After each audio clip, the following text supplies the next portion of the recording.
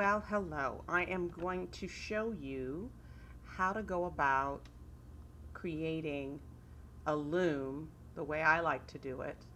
And so when you get a piece of cardboard, I like to look for these little wavy lines and make that the longest length.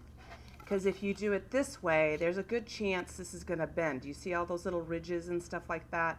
This is the corrugation that helps keep the cardboard from breaking and collapsing when it's being shipped.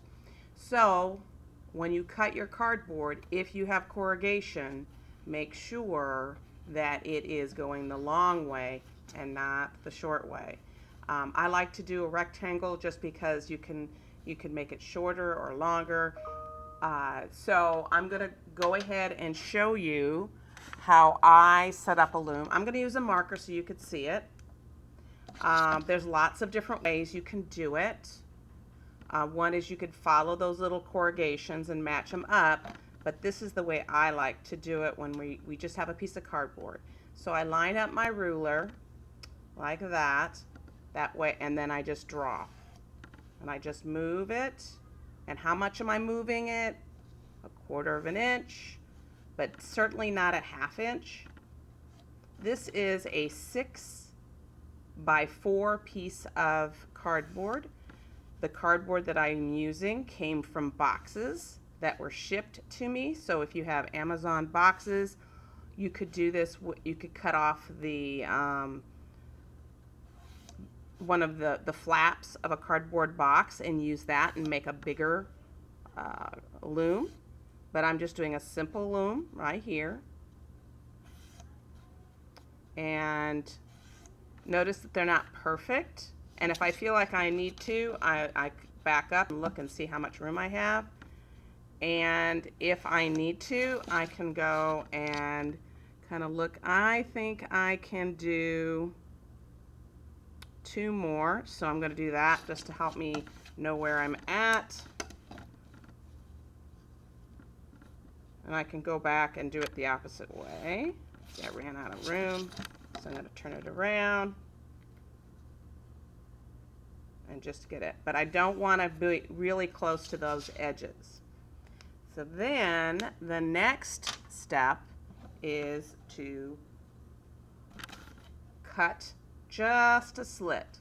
Now look how much I do. And notice where I'm cutting. I'm cutting on the V part of my scissors. I'm not using my tips.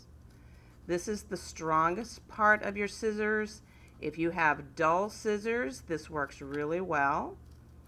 And I'm just doing it enough, and I'm trying to be as even as possible. Do you see how it's kind of like in about a 1/2 inch, 1/4 of an inch?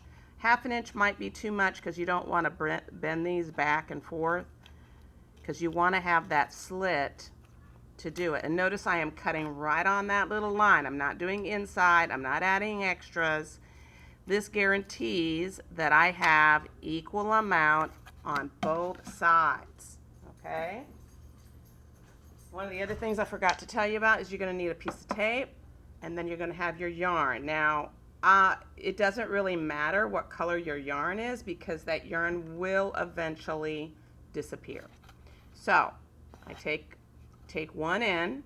I like to go from right to left, or you can go left to right, whatever one. You start at the back. You put it on the slit like that. Give it a little tail. I like to tape that down. I may untape it later. You know what? I'm not going to tape it because I'm going to do it. The way I'm going to do it is I'm going to do a wrap. So I go like this to this. Then I come over here to the back and get it into the slit. Notice it kind of had a break this way. It's still going to be strong enough to work. And then I go and I just wrap. The reason why we're doing a wrap is so when we get done, if we don't have enough time to do the whole cardboard, we can cut it and make fringe out of what's left over. So we're going to try to get like at least 4 inches done before the end of the school year. We're in May, so there's a good chance that we can get quite a bit done. And no, look, take a look at the back. We follow those lines. This is considered the front, and this is considered the back. So now I'm going to cut a piece of string, and then I'm going to cut and tie them. If they don't tie, see, like I cut too short, but if you make enough to tie, then do it that way. If not, just tape it. Find the end of your tape, and this one, there it is. And this is a good opportunity to use notice this is the back because it has no lines on it. And I'm just going to go ahead and just tape it and like that, so that it's nice and strong. It should sound like that. And so I'm going to use this as my name tag.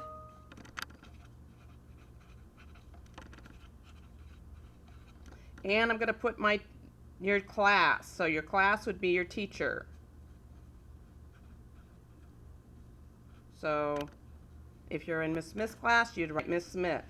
That way, if these fall out of a box or something like that, I can get them back to you.